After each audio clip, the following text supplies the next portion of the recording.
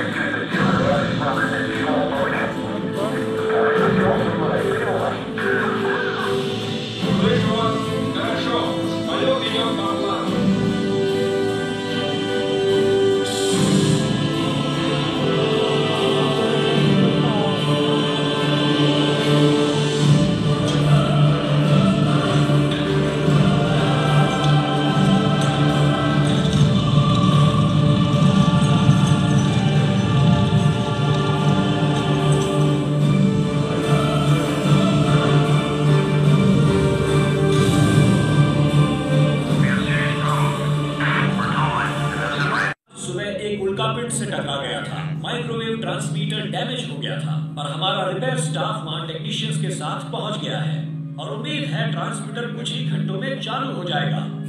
ऊर्जा मंत्री इस दुर्घटना के कारण बिजली में हुई कटौती के लिए खेद व्यक्त करते हैं। ऐसी देर मामूली है और एक जबरदस्त अंतरिक्ष मिशन के लिए तैयारी जारी है।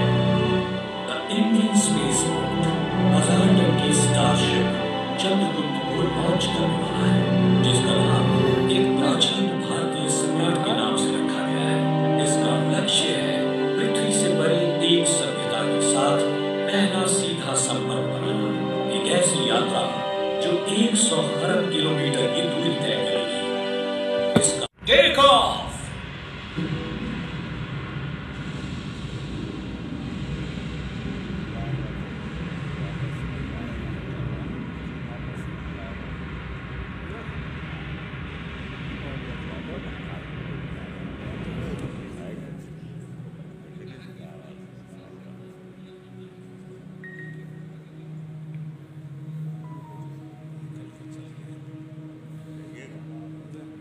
उम्मीद है कि आप सब आराम से हैं। वो एक शानदार लॉन्चिंग थी और अब हम कुछ मनभावन नजारे देखने वाले हैं।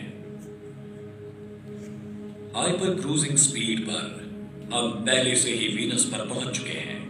जुपिटर पार करते ही नाश्ता परोसा जाएगा। हम आपको एक रेगिस्तानी ग्रह का अच्छा दृश्य दिखाने जा रहे हैं।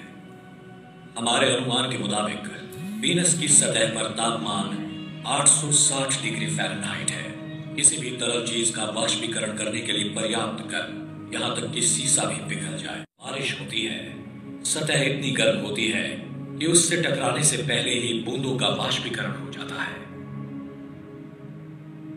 आगे है लाल ग्रह मार्स।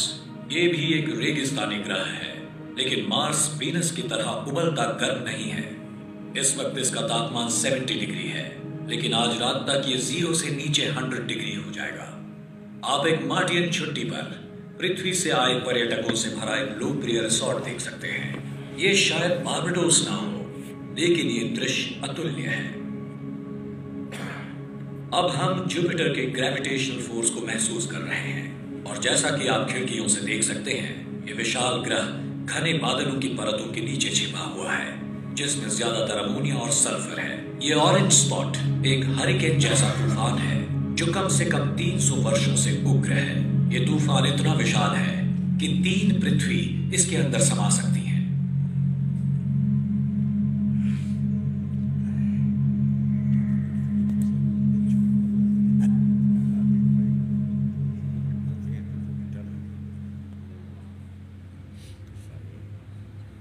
जैसे ही हम शनि यानी कि सैटर्न और इसके प्रसिद्ध छल्लों के पास तब तक विस्तार करेगा जब तक वो पृथ्वी पर सभी जीवन को नष्ट करते हुए उसकी कक्षा और उससे भी आगे नहीं बढ़ जाता। फिक्र ना करें, ऐसा अरबों वर्षों तक नहीं होगा।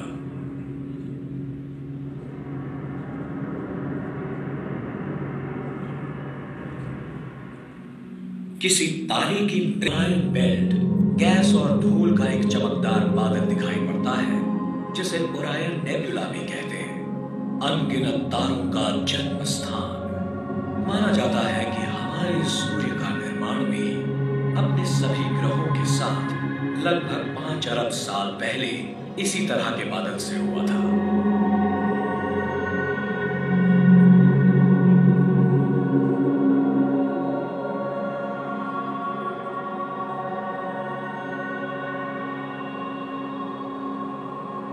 जैसे ही हम ओरायन से ब्रह्मांड की उत्पत्ति की हमारी समझ में है, सौर प्रणाली का निर्माण और पृथ्वी पर जीवन का विकास। ब्रह्मांड की प्रकृति को समझने के लिए आइए आकाश में एक सैर के लिए चलें। ओरायन तारामंडल से शुरू करना अच्छा रहेगा क्योंकि इससे एक हिंसक ब्रह्मांड में जीवन की चुनौतियों का पता चलता है। कुछ तारे जैसे कि रिगेल हमारे सूर्य की तुलना में विषादकाय है। रिगेल 50,000 गुना तेजस्वी है। नजारों में से एक है। सजिटेरियस के आसपास मौजूद बुद्धिमान प्राणियों के लिए ये लगातार ओवरहेड किया जाएगा। रात के आकाश में शानदार प्रकाश और रंग की बाढ़। कल्पना कीजिए हर रात्रि इस तरह का दृश्य।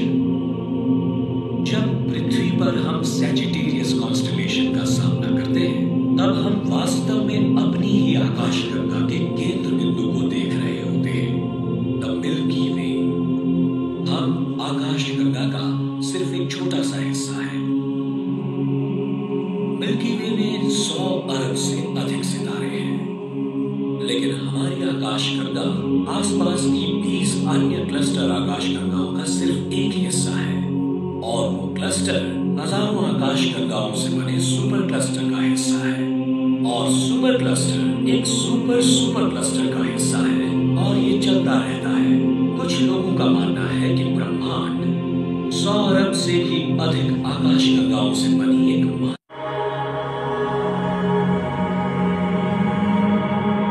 सारी मैटर जो हमारी दुनिया को बनाती है। हम जो पानी पीते हैं उससे लेकर हम जो खाना खाते हैं वो, और जो कपड़े हम पहनते हैं, जिन घरों में हम रहते हैं, वो सब कुछ जिसमें हमारी सामग्री भी शामिल है। हमारे शरीर एक बार बड़े सितारों के पतले अंदरूनी हिस्सों में मौजूद थे और फिर उन्हें फेंक दिया गया इंटरस्टेलर स्पेस की ठंडी शून्यता में। जैसा कि कवियों ने लिखा है, हम सभी स्टारडस्ट से बने हैं।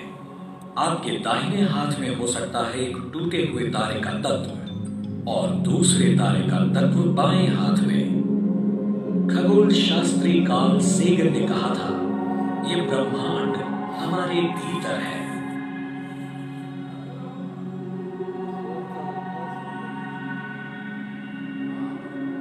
ऐसा प्रतीत होता है कि जब भी कोई तारा बनता है तो ग्रह बनने की संभावना भी होती है। अगर ये सच है तो हमारी मिल्की वे आकाशगंगा में ही सैकड़ों अरब ग्रह हो सकते हैं और पूरे ब्रह्मांड